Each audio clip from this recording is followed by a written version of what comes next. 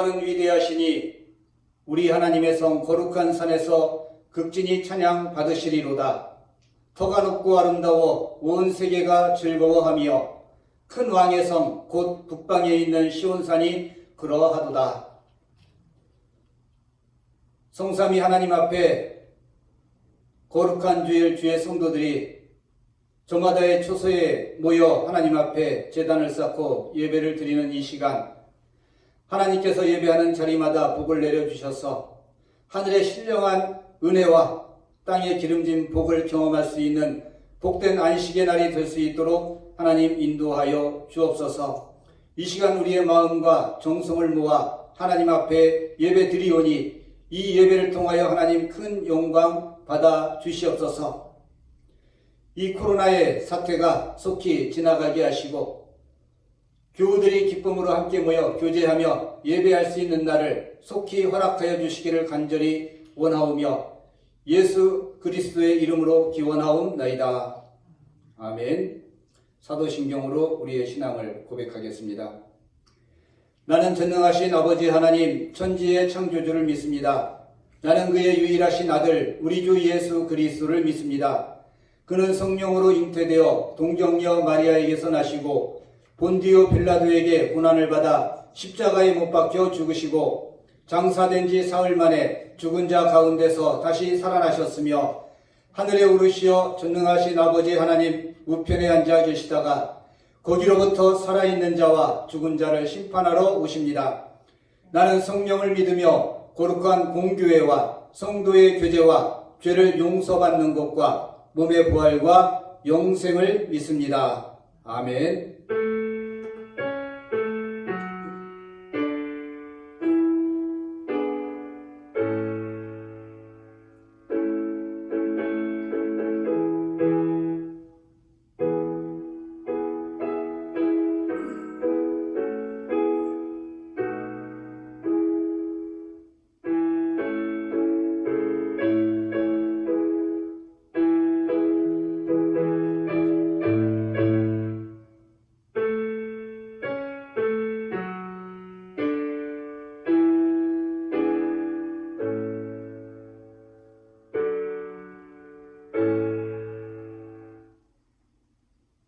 다 같이 찬송가 15장 하나님의 크신 사랑 찬양 드리겠습니다.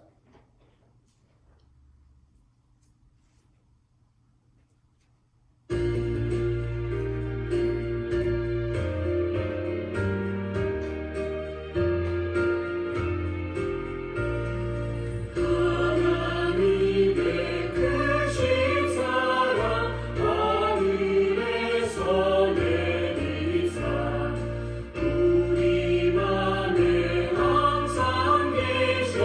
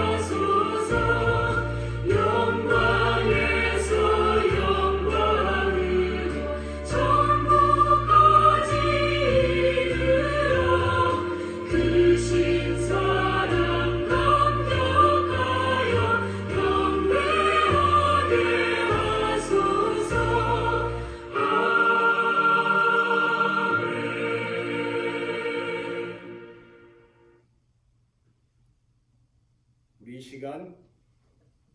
이 시간 다 함께 하나님 앞에 한 주간의 삶을 고백하는 참회의 기도를 한 목소리로 드리겠습니다. 창조주 하나님, 저희들은 주님의 피조물입니다. 그러기에 주님께서는 우리의 안고 일어섬을 아십니다. 멀리서도 우리의 생각을 통촉하시며 우리 혀의 말을 알지 못하시는 것이 하나도 없으십니다.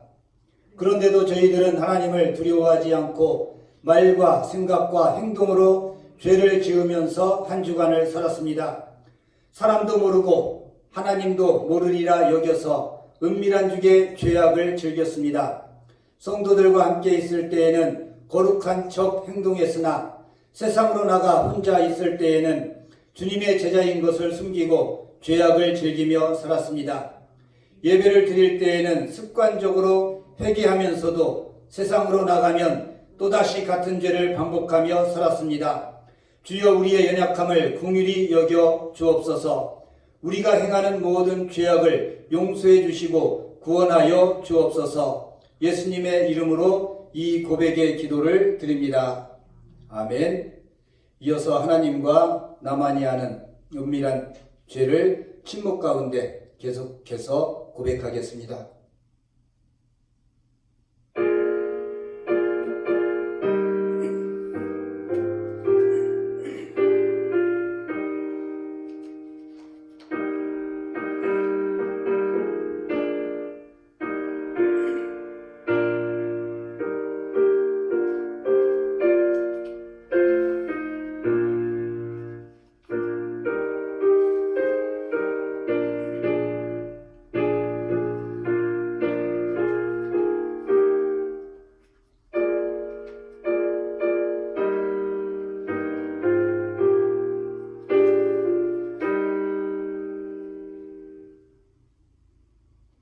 생명의 율례를 지키며 죄악을 범하지 아니하면 그가 반드시 살고 죽지 아니할지라.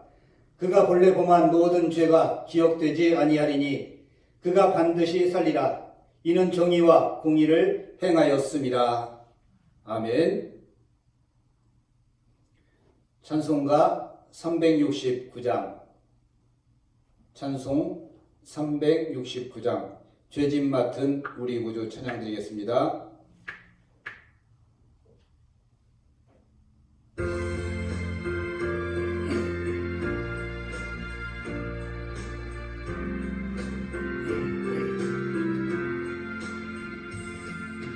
죄짐 맡은 우리 구주 어찌 좋은 친구인지 걱정 근심 무거운 짐 우리 주께 맡기세.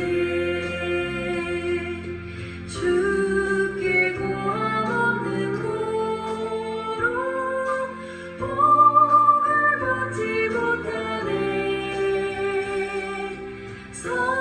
사람들이 어찌하여 나를 줄 모를까. 시련 걱정 모든 괴로움 없는 사람 누군가. 부질없이 낙심 말고 기도드려 하늘새. 이런 진실하신 친구 찾아볼 수 있을까. 우리 약함하시오니 어찌 아니하를까.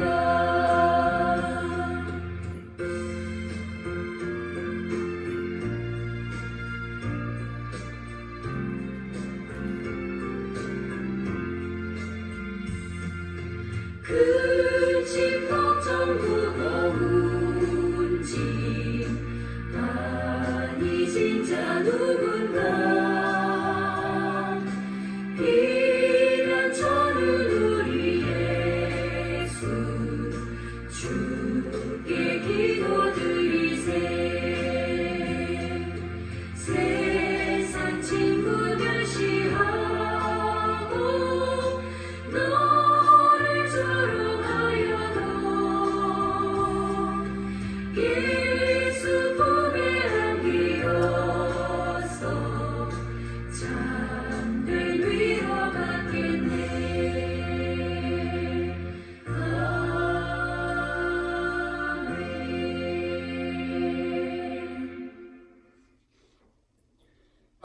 오늘 우리에게 주시는 말씀은 로마서 14장 1절에서 12절의 말씀입니다. 로마서 14장 1절에서 12절의 말씀. 믿음이 연약한 자를 너희가 받되 그의 의견을 비판하지 말라. 어떤 사람은 모든 것을 먹을 만한 믿음이 있고 믿음이 연약한 자는 채소만 먹느니라. 먹는 자는 먹지 않는 자를 업신여기지 말고 먹지 않는 자는 먹는 자를 비판하지 말라. 이는 하나님이 그를 받으셨습니다. 남의 하인을 비판하는 너는 누구냐?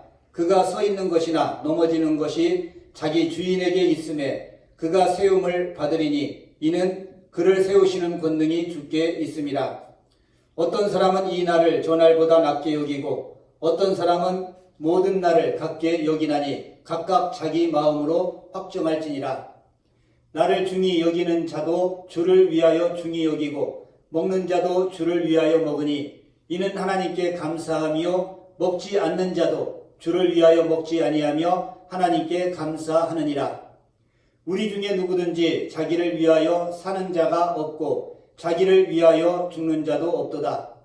우리가 살아도 주를 위하여 살고 죽어도 주를 위하여 죽나니 그러므로 사나 죽으나 우리가 주의 것이로다.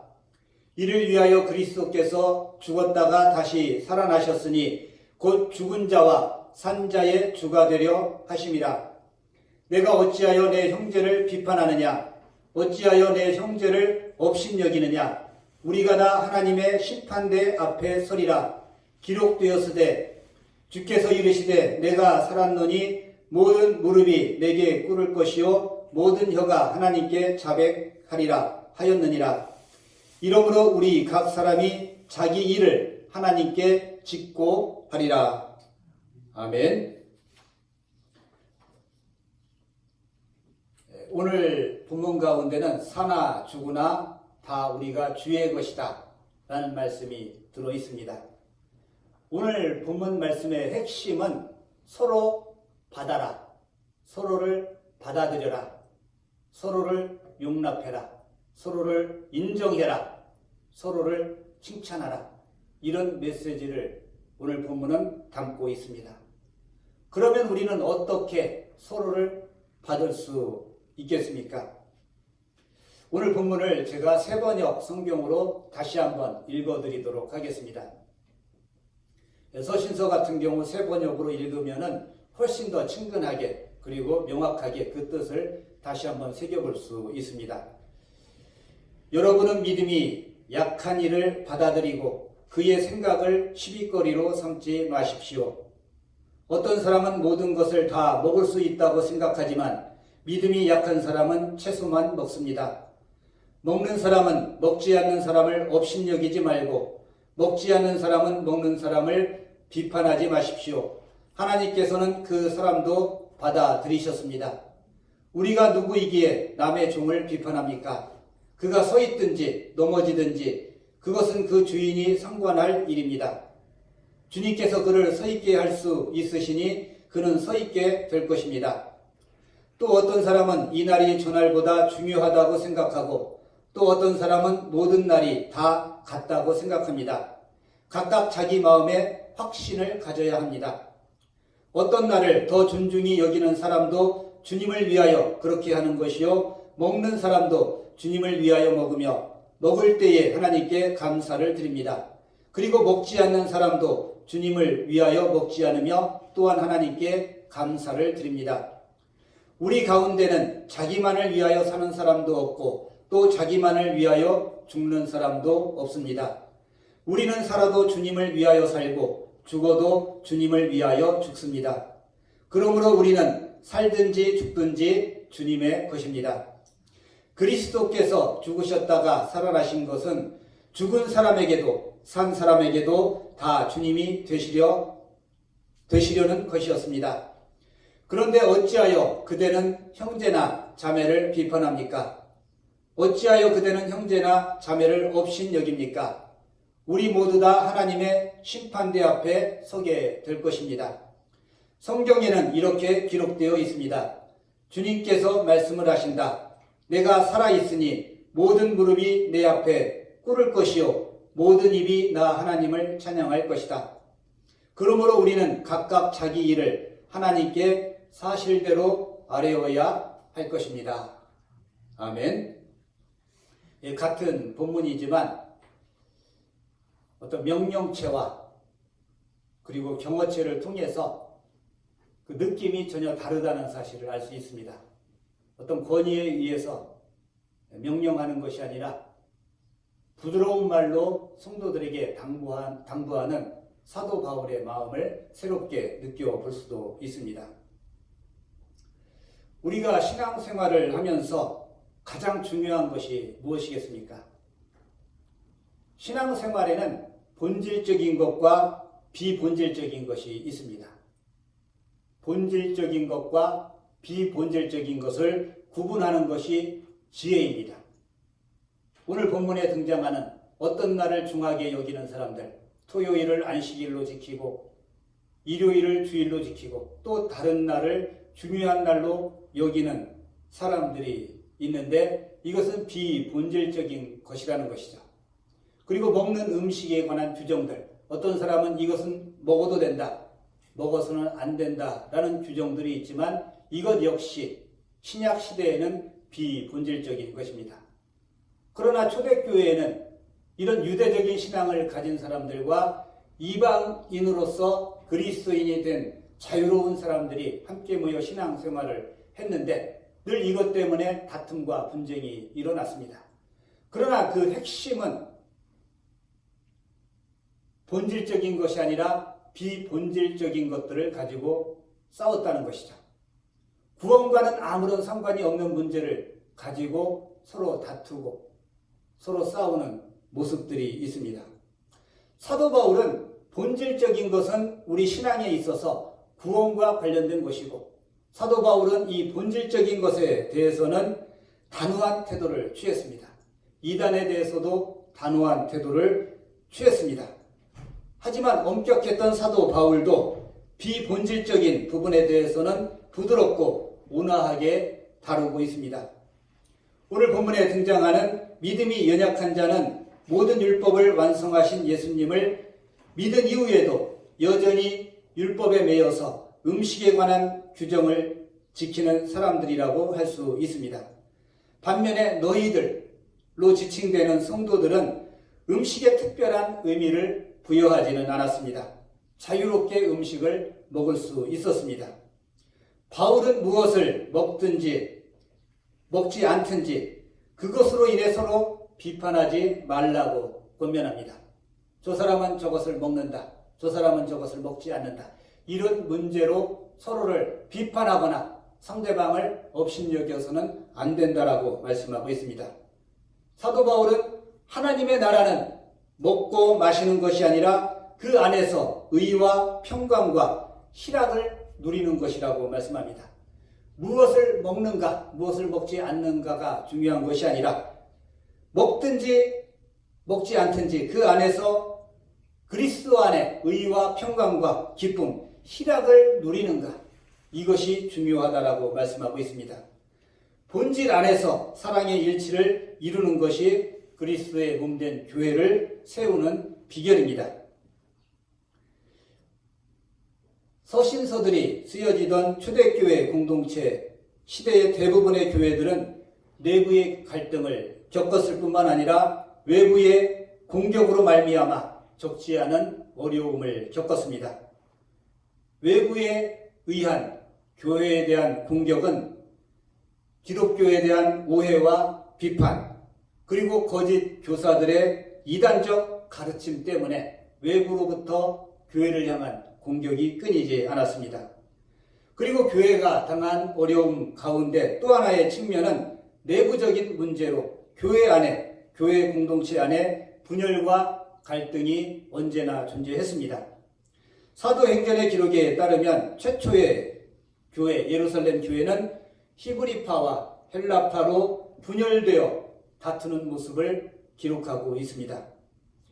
이 같은 교회 내부의 갈등이 오늘 본문의 배경이 되는 로마 교회에도 존재했음을 오늘 우리가 읽은 본문을 통해 알 수가 있습니다. 로마 교회에는 유대 출신의 그리스도 그리스도인들이 교회 안에 들어왔고 또 이방인 가운데 많은 사람들이 교회 안에 들어왔습니다. 여기에서 연약한 자와 강한 자로 나누고 있는데 사실은 이 본문 안에서 믿음이 연약한 자들은 유대파 그리스도인들입니다. 그들은 날짜와 절기와 그리고 안식일과 먹는 규정에 매이는 사람들이었기 때문에 그들은 아직도 율법적인 사람들, 믿음이 연약한 사람들로 기록하고 있고 반대로 이방인들은 그리스도 안에서 참 자유를 누렸습니다. 어떤 날짜나 절기, 먹는 규정에 매이지 않았기 때문에 그들은 믿음이 강한 사람들이라고 분류하고 있습니다. 약한 자와 강한 자의 대립은 곧 유대인과 그리고 비유대인, 이방인 그리스도인 간의 갈등을 이야기하고 있습니다. 그런데 오늘 본문에서는 사도 바울은 두 분파의 사람들에게 서로 받으라라고 말씀하고 있습니다. 어느 한쪽을 받아줘라가 아니라 서로가 서로를 받아주라고 말씀하고 있는데 이 받는다는 말의 의미는 무엇이겠습니까? 공동 번역이나 새 번역은 받아들이라 라고 번역을 하고 있습니다. 그리고 더 나아가서 이 말 속에는 단순하게 수동적으로 받아들이는 것뿐만 아니라 적극적으로 환영하는 것을 의미하고 있습니다. 그래서 단순히 받아들이는 수동적인 태도가 아니라 적극적인 의미로 손을 내밀어서 환영하라 라는 의미가 서로 받으라 라는 말씀의 의미입니다.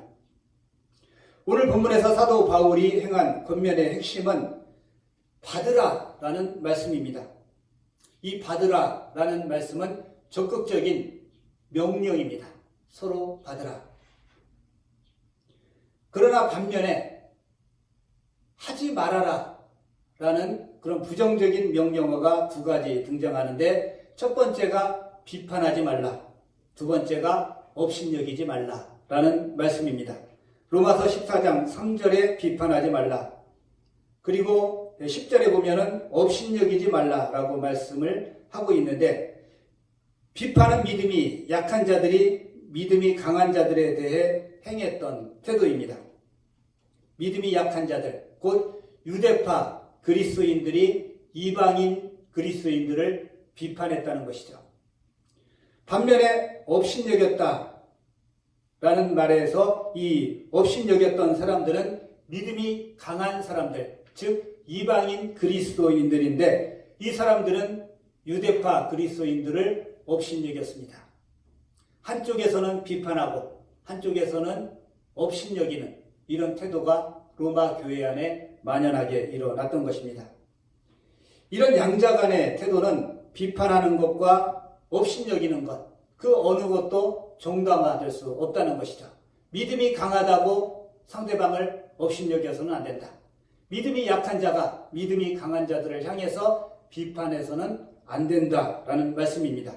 왜냐하면 모두 교회 안에서 이 두 가지 행동, 비판하는 것 그리고 상대방을 업신여기는 것, 이것은 온당하지 못한 행동이기 때문입니다.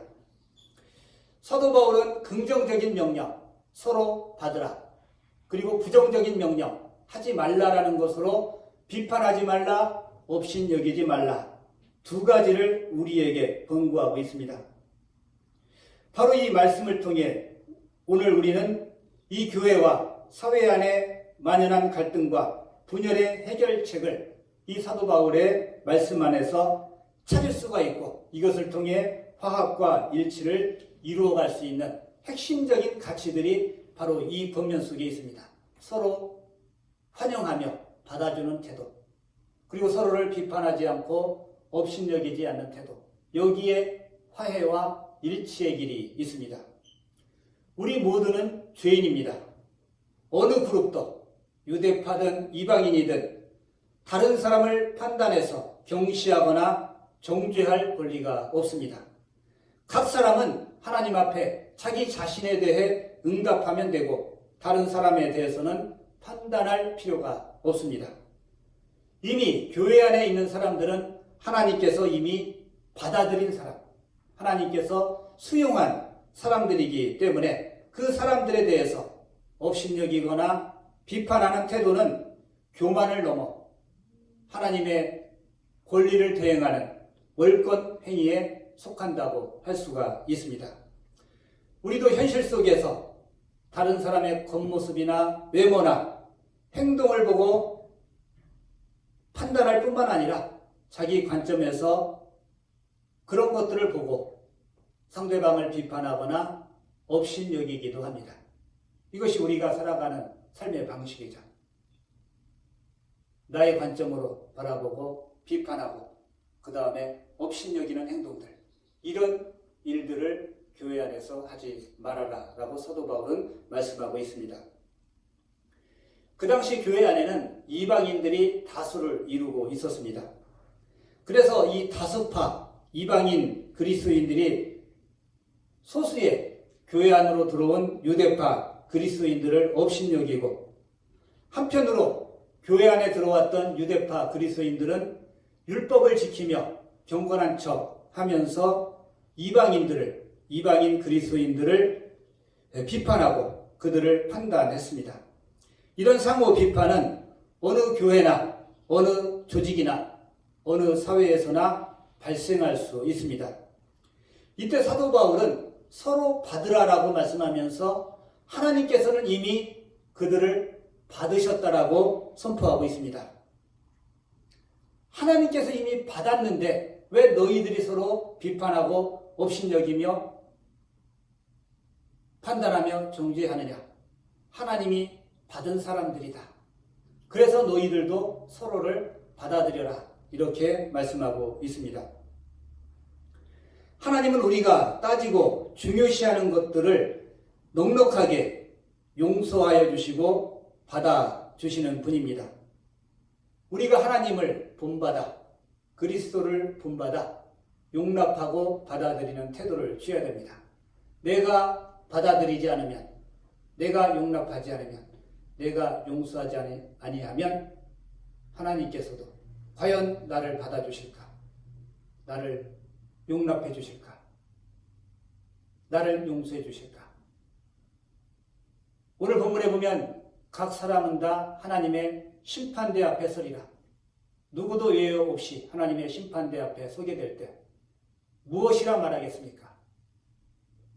하나님 앞에 서서 저 사람은 저랬고 저 사람은 저랬고 남을 판단하고 비판하고 정죄하겠습니까? 자신의 지나온 산만을 고백해도 부끄러워서 하나님 앞에 설 수 없고 하나님의 판단을 기다려야 되는데, 하나님 앞에 당당히 서서 어떤 성도는 이런 잘못을 했고 누구누구는 이렇게 했습니다. 이렇게 하나님의 심판대 앞에 서서 이야기할 사람은 없다는 것이죠. 그것을 생각해라. 하나님은 이미 그 사람들을 다 받으셨다. 어쩌면 우리가 이 땅에 살면서 얼마나 서로를 받아줬고 용납했고 용서했는가. 하나님은 그 모습을 보고 우리가 실수투성이고 허점투성이고 추악한 죄인일지라도 우리가 행했던 그것들을 보고 나도 너를 판단하지 않는다. 나도 너를 받아들이겠다. 이렇게 하나님이 우리를 받아주시지 않겠습니까? 누가 의로워서 자신의 의로 하나님 앞에 서겠습니까? 오늘 성경이 이야기하는 대로 서로 받으라. 비판하지 말아라. 남을 업신여기지 말아라. 이것을 실천했을 때 우리는 비록 부족해도 하나님은 우리를 비판하거나 업신여기지 않고 하나님께서 우리를 받아주실 줄로 믿습니다. 하나님이 먼저 우리를 받으신 것을 기억하시기 바랍니다.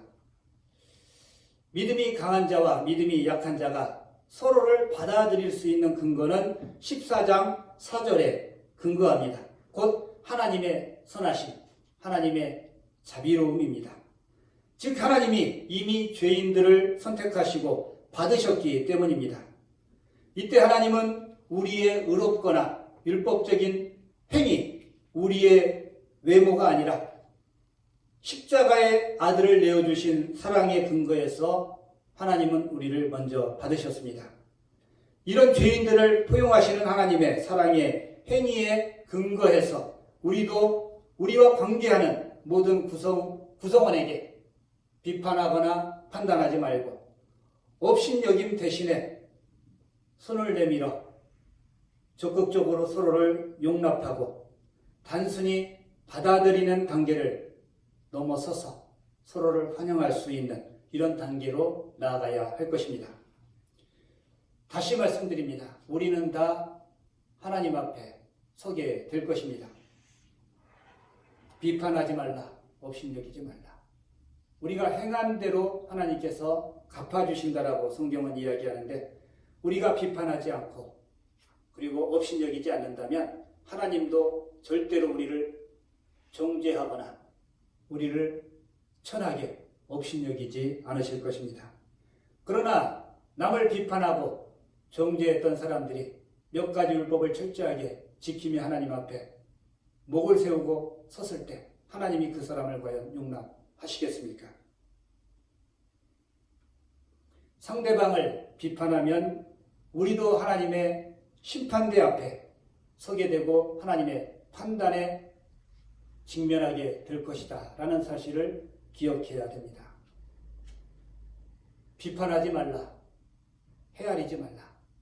너희가 비판하고 헤아리는 것으로 너희가 비판을 받고 헤아림을 당할 것이다. 산상수훈의 가장 핵심적인 가르침입니다. 그래서 남에게 대접받고자 하는 대로 먼저 남을 대접하라. 용납하고 환영하라 라는 말씀이 아니겠습니까? 누구든지 하나님의 심판대 앞에 서게 되면 거기에서 상대방의 죄목을 지목할 수 없습니다. 자기 자신의 지난 행위가 하나님 앞에 적나라하게 드러나게 될 것이기 때문입니다. 이 땅에서는 자신이 의로운 것처럼 자신을 감추고 남을 비판하거나 판단할 수 있지만 하나님 앞에서는 그 누구도 남을 비판하거나 판단할 수 없습니다. 내 자신을 하나님 앞에서 가릴 수 없기 때문입니다. 그래서 사도 바울은 사람 각자는 심판장이신 주님 앞에 서는 날 자기가 행한 대로 직구하며 선악간의 심판을 받게 될 것이다. 그렇기 때문에 함부로 남을 판단하거나 업신여기는 행위를 삼가야 한다라고 우리에게 권면하고 있는 것입니다. 그리고 또 하나, 하나님은 선하시고 우리는 하나님의 심판대 앞에 설 뿐만 아니라 우리 모두는 다 주님의 것입니다. 왜 남의 종을 비판하느냐? 그가 서든지 넘어지든지 그것은 주인이 판단할 몫이고 주님이 하실 일인데 주님은 그 사람을 능히 세울 수 있기 때문에 그 사람은 서게 될 것이다. 우리는 남의 종, 남의 하인을 비판할 필요도 없고 판단할 필요도 없을 뿐만 아니라 업신여겨서도 안 됩니다. 우리 모두는 다 주님의 것입니다. 주님께서 우리를 구원하신 것은 우리로 주의 목적에 따라 살도록 하기 위해 주님께서 우리를 구원해 주셨습니다. 사람마다 인격이 있고 개성이 있는 것처럼 믿음의 태도와 양상은 매우 다양합니다. 바울은 음식과 절기에 대해 사람마다 의견이 다를지라도 성도에게 이것보다 더 중요한 공통의 목적이 있다고 말합니다. 바로 주를 위하여 사는 삶입니다. 사나 죽으나 비본질적인 것을 가지고 비판하고 업신여기고 다투고 싸울 것이 아니라 우리에게는 비록 의견이 달라도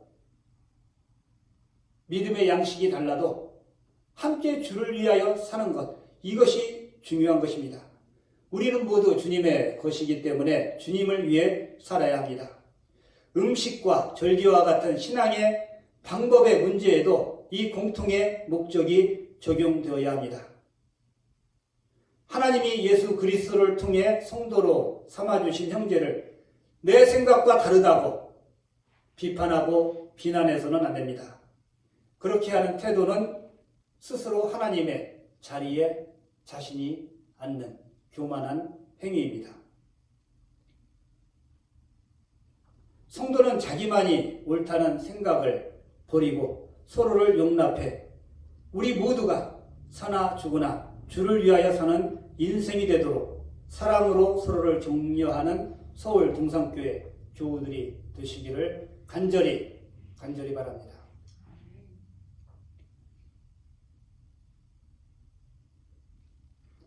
지금 내가 하는 일이 주를 위한 일인가? 정말로 주님의 영광을 위한 일인가? 모두가 개성이 다양하고 차이가 있고 다릅니다. 쌍둥이로 한순간에 태어나도 둘은 똑같지 않습니다. 사는 방식도 다를 수 있습니다. 서로를 받아들여야 됩니다. 그리고 서로를 인정해야 됩니다. 그리고 우리가 받아들이고 인정하는 가장 중요한 목적, 이것을 생각할 때 늘 단 한 가지, 이것이 주를 위한 것인가? 사도 바울은 우리는 사나 죽으나 다 주를 위한 것이다 말씀하고 있습니다. 이 땅에 사는 날 동안 우리가 하는 이 모든 일들, 우리 안에 갈등, 우리 안에 분쟁이 있다 할지라도 이것이 과연 주를 위한 길인가를 다시 한번 깊이 생각하면서 서로를 받아들일 수 있는 이런 참된 성도들, 또 주님이 원하시는 교우들이 되시기를 간절히 원합니다. 기도드리겠습니다. 하나님 아버지, 내 눈에는 들보가 들어있는데도 남의 눈에 티를 빼고자 달려들어서 그것을 빼려고만 했습니다. 먼저 자신을 바라볼 수 있게 하나님 도와주시옵소서. 그리고 내가 하나님 앞에 서게 될 것이라는 사실을 기억하면서 오늘 사도 바울이 권면한 것처럼 서로를 받아들이는 가운데 비판하거나 업신여기거나 하는 태도가 아니라 정말로 서로를 용납하는 가운데 서로를 환영하며 서로를 인정하는 이런 참된 교우의 공동체를 우리가 이루어갈 수 있도록 하나님 도와주시옵소서. 예수님의 이름으로 기도드리옵나이다. 아멘. 우리 다 같이 찬송가 1장 찬양으로 예배를 마치겠습니다.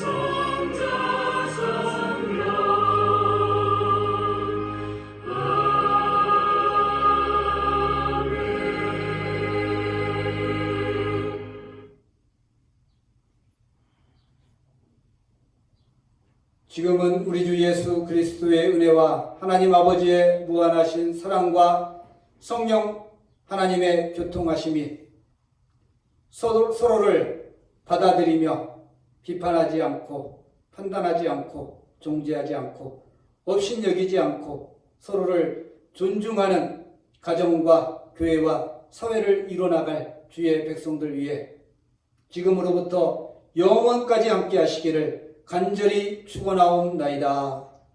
아멘.